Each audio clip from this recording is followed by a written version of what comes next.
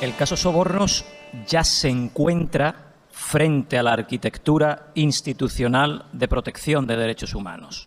Lo que ocurre dentro de los Estados ya no termina dentro de las fronteras de los Estados. A día de hoy existe toda una arquitectura institucional de protección de los derechos humanos a la cual pueden los individuos recurrir.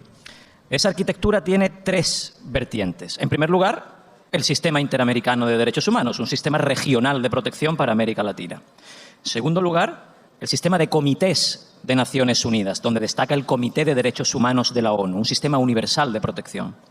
Y en tercer lugar, tenemos a los procedimientos especiales del Consejo de Derechos Humanos de la ONU, donde se marcan los relatores especiales. Bien, estos tres sistemas de protección ya están activados en relación al caso Sobornos. Y sus pronunciamientos son marcadamente contundentes contra Ecuador. En primer lugar, hemos tenido pronunciamientos de la Comisión de Control de Ficheros de Interpol. Interpol es un mecanismo de cooperación policial que se basa en el principio de reconocimiento y confianza mutua entre Estados y el principio de reciprocidad. ¿Qué quiere decir eso? Quiere decir que cuando una autoridad judicial de un país tramita una orden internacional de detención, en principio, Interpol, basándose en el principio de confianza en las autoridades judiciales, lo tramita. Sin embargo, algunos países, como por ejemplo Turquía, abusaron de las órdenes internacionales de detención con contenido político y se introdujo dentro de Interpol un sistema de control que se conoce como la Comisión de Control de Ficheros. Es muy excepcional que la Comisión de Control de Ficheros pare una orden internacional de detención, por el principio de reconocimiento y confianza mutua entre Estados y además por el principio de reciprocidad. Si se para una orden, otro país después podría parar otro y moriría el sistema de Interpol. Pues aun con las dificultades que conlleva parar órdenes en Interpol, la práctica totalidad de las órdenes internacionales de detención han sido paradas por la Comisión de Control de Ficheros, con pronunciamientos muy contundentes que hablan de persecución política. Segundo, el refugio conferido al expresidente Rafael Correa en Bélgica.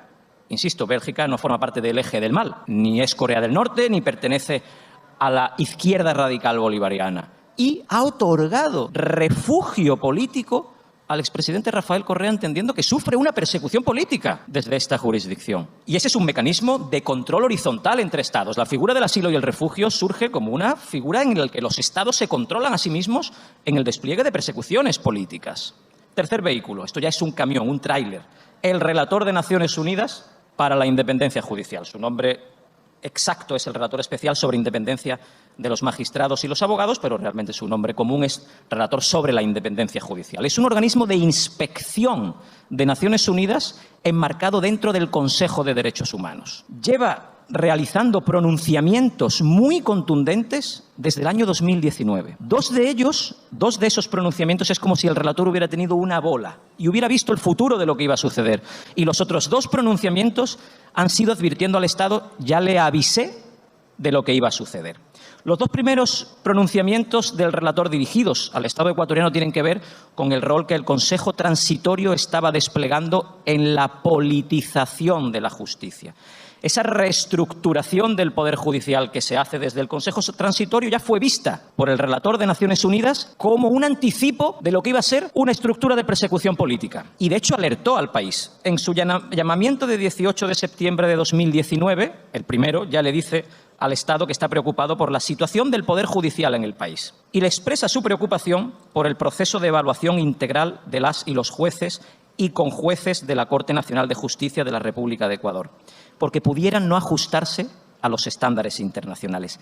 Y cuestiona el principio de independencia judicial y advierte, estamos hablando de septiembre de 2019, que eso podría suponer una injerencia o intimidación en el proceso judicial.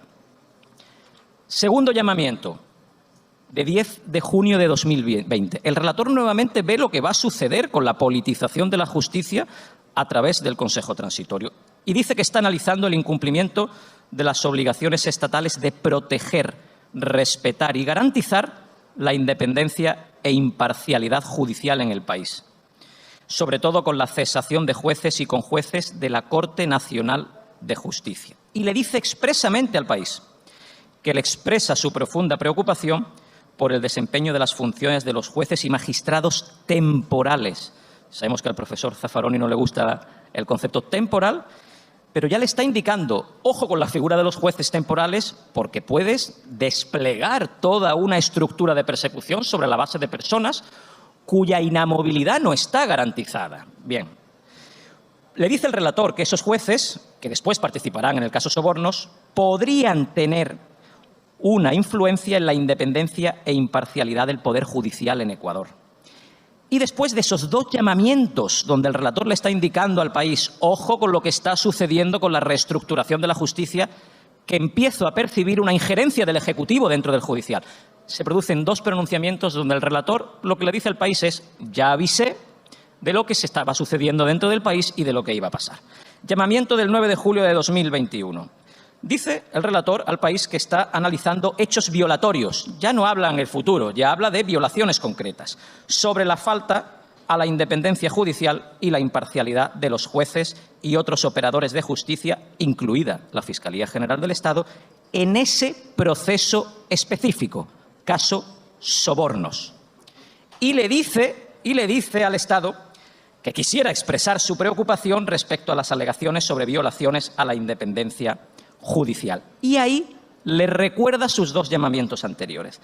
Esta relatoría tuvo la oportunidad de referirse previamente en su comunicado de 10 de junio de 2020, que resultó en la cesación de jueces y conjueces de la Corte Nacional de Justicia. Y ahí es donde el relator le dice, ya lo vi venir, ya advertí al país de lo que iba a pasar. Y le dice literalmente, observo con preocupación que aquellas fallas no fueron resueltas y que algunos jueces temporales, nombrados con aquellos cuestionamientos, intervinieron en el proceso objeto de esta comunicación, el caso Sobornos. Ya el relator llevaba años indicándole al país lo que iba a suceder, que los jueces temporales terminarían por ser instrumentos de persecución. Pero vino un cuarto llamamiento, todavía vino uno más. Un cuarto vehículo que viene en contra y que el Estado ecuatoriano entiende que toda la comunidad internacional se ha vuelto loca y que todos los juristas desplegados en todos los organismos internacionales de derechos humanos se han vuelto locos, excepto los operadores jurídicos nacionales.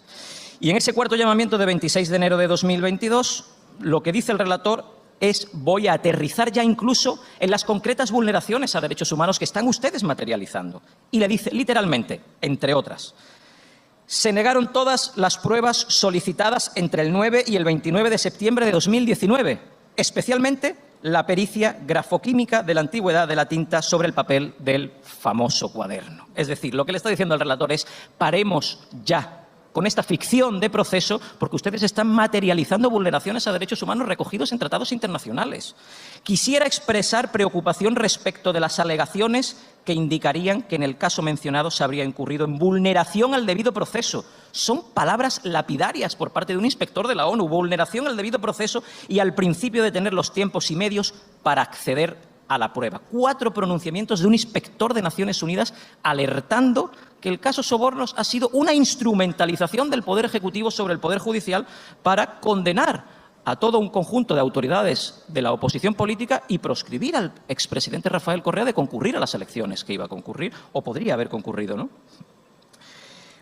Después, la Comisión Interamericana de Derechos Humanos también se ha pronunciado, ha dictado medidas cautelares contra el Estado ecuatoriano, que por supuesto han sido desatendidas. El Comité de Derechos Humanos de la ONU también se ha activado ante denuncias presentadas por algunas de las personas involucradas en el caso Sobornos. No queda ninguna instancia en la comunidad internacional de los derechos humanos que no se haya involucrado en este caso. Insisto, ya son 20, 30, 40 los vehículos que van en contra y todavía Ecuador no piensa que a lo mejor quien va en dirección contraria son las autoridades del país, ¿no? Y ya para cerrar, simplemente y rápidamente aterrizar las concretas violaciones a los derechos humanos que se han materializado en el marco de este caso. Podríamos pensar que se ha materializado alguna violación atomizada, singular, concreta. No, el abanico de violaciones es enorme. Si pasamos el filtro del Pacto Internacional de Derechos Civiles y Políticos, en su artículo 14, empezamos a materializar violaciones. La violación del derecho a ser juzgado por un tribunal independiente e imparcial, artículo 14.1 del Pacto. En primer lugar, falta de competencia de los jueces. No se tramitó el levantamiento de la inmunidad del expresidente Rafael Correa. No eran jueces competentes. Segundo, la falta de independencia de fiscales y jueces. Fiscales y jueces que vivían bajo la amenaza del Consejo Transitorio. He anotado aquí algunos de los pronunciamientos del por aquel entonces presidente del Consejo Transitorio, en referencia al expresidente Correa. Que no vuelva a Ecuador porque lo podrían arrastrar como Alfaro. Haré todo lo posible porque Rafael Correa vaya a la cárcel. O dirigido a los jueces temporales. Estáis bajo vigilancia. Esa es una justicia imparcial.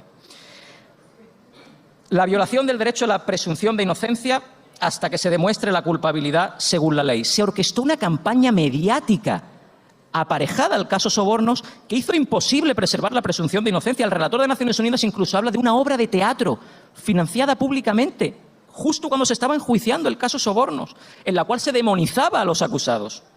Tercero, la violación de las garantías del acusado en los juicios penales. Artículo 14.3, en las siguientes formas. Primero, violación del derecho del acusado a disponer de tiempo y medios adecuados para preparar su defensa. Se negaron todos los medios de prueba. Los acusados no tuvieron acceso a ningún medio de prueba, entre ellos, por supuesto, el principio de contradicción con el famoso cuaderno, ¿no? Que se negó cualquier pericial que se pudiera hacer al famoso cuaderno.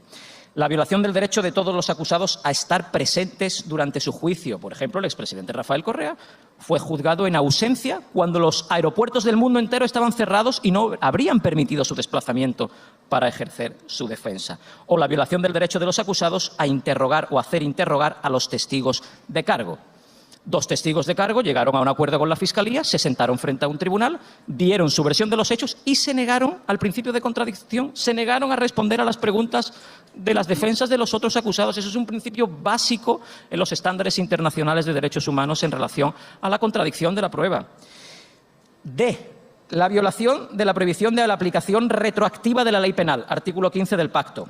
25 años de inhabilitación fue la condena del expresidente Rafael Correa, de acuerdo al artículo 68 del Código Orgánico Penal, que se introdujo en el año 2018, cuando se enjuiciaban hechos del año 2012 a 2016. Y, finalmente, la violación de los derechos políticos reconocidos en el Pacto en el artículo 25, derecho al sufragio activo y pasivo, ya que, de alguna forma, se cercenó el sufragio activo de miles y miles de ecuatorianos cuya opción política era esa, además del derecho al sufragio pasivo también del expresidente Rafael Correa. Si piensan que ha sido extensa la explicación de vulneraciones, es porque la explicación de vulneraciones es enorme.